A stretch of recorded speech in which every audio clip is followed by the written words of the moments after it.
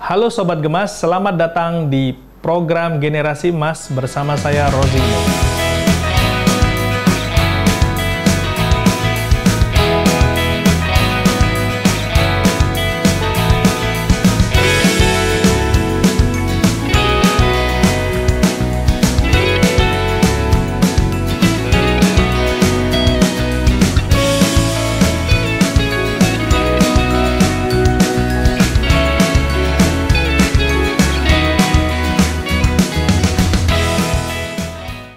Hari ini kita akan belajar tentang bagaimana sejarah emas.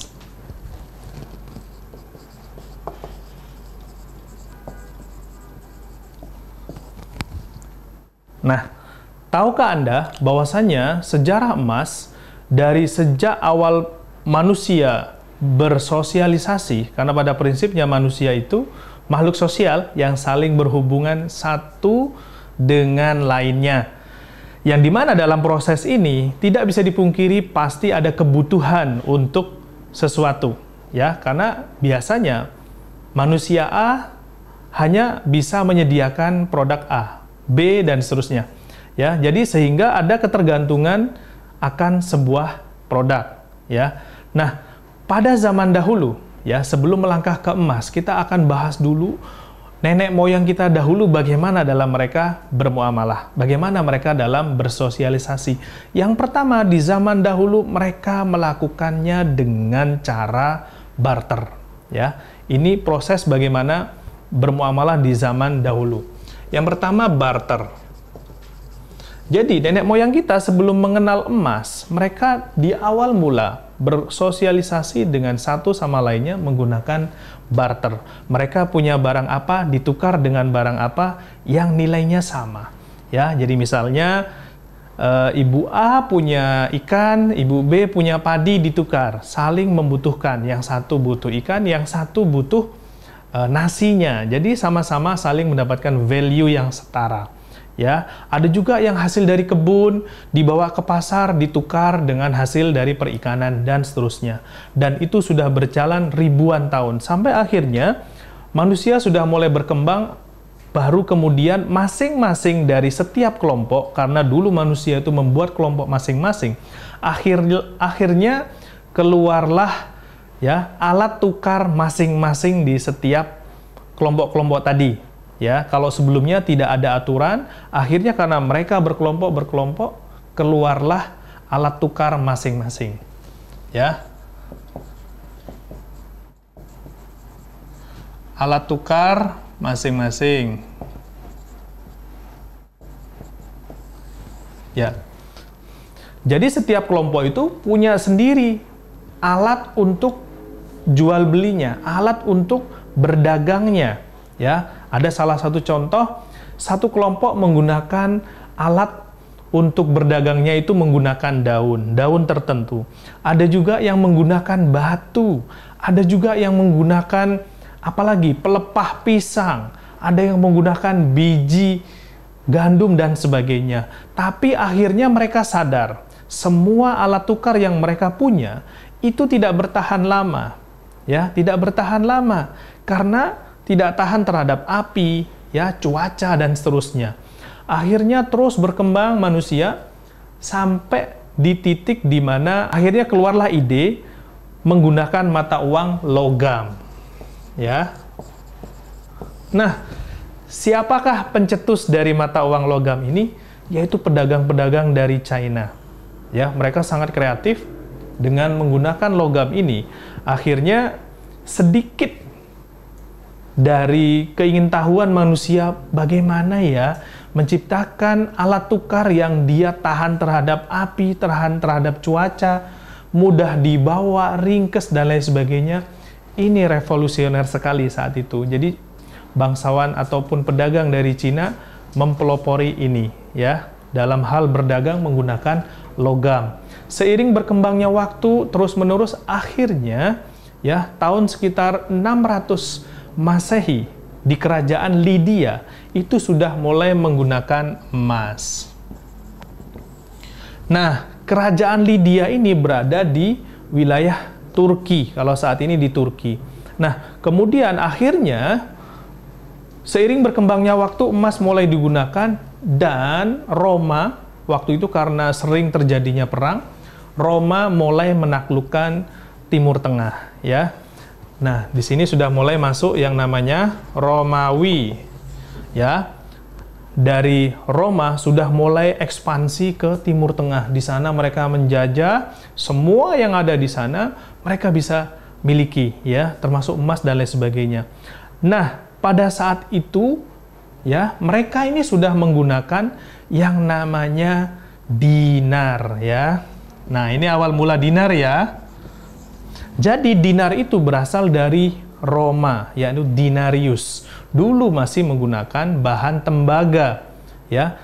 Seiring berjalannya waktu, akhirnya dinar yang dikenal oleh Timur Tengah, oleh masyarakat kita saat ini adalah emas berbahan emas, dinar berbahan emas, ya. Terus kemudian berjalannya waktu, ya, ternyata proses untuk mendapatkan emas nggak gampang, nggak aman, bukan nggak gampang, karena akhirnya masyarakat kemana-mana khawatir, nggak tenang, ya.